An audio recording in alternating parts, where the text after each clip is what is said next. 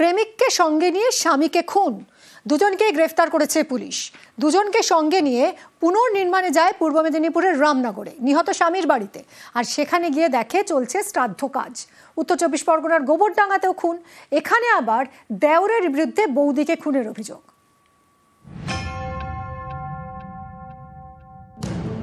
দেওরের সঙ্গে বৌদির সম্পর্ক, সম্প্রতি অশান্তি শুরু হয়।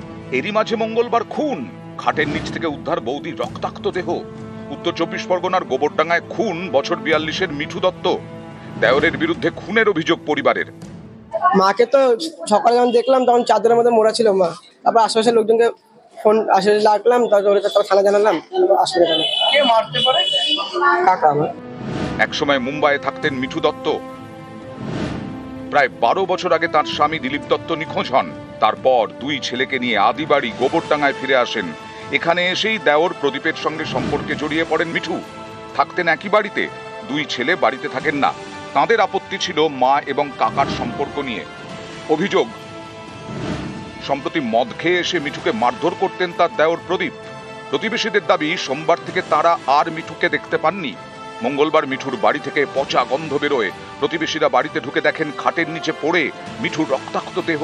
তাদের অভিযোগ, দেওর প্রদীপই বৌদি মিঠুকে খুন করেছে।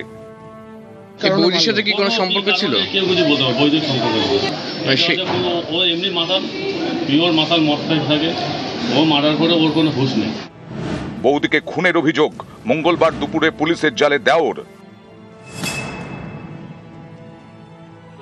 30 অগস্ট পূর্ব মেদিনীপুরে রামনগরে বাড়ির ভেতরে খুন করা হয় গৌতম বেরা নামে এক ব্যক্তিকে।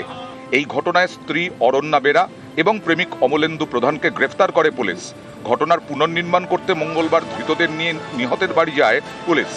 গিয়ে দেখে সেখানে নিহত গৌতম বেরার শ্রাদ্ধের কাজ চলছে। তদন্তে পুলিশ জানতে পেরেছে গত কয়েক মাস ধরে অরণ্যা বেরা এবং অমলেন্দু প্রধানের মধ্যে সম্পর্ক। এই সম্পর্কের কথা জেনে যান অরণ্যার স্বামী গৌতম। এ নিয়ে তাদের মধ্যে প্রায় অশান্তি হতো, শেষমেশ খুন। অভিযোগ, 30 অগস্ট রাতে গৌতম বেরাকে ঘুমের ওষুধ খাইয়ে অজ্ঞান করে দেওয়া হয়। তারপর গলায় গামছা পেঁচিয়ে শ্বাসরোধ করে খুন। উত্তর চব্বিশ পরগনা থেকে জিয়াউল আলম ও পূর্ব মেদিনীপুর থেকে পঙ্কজ দাশরথী, নিউজ 18 বাংলা।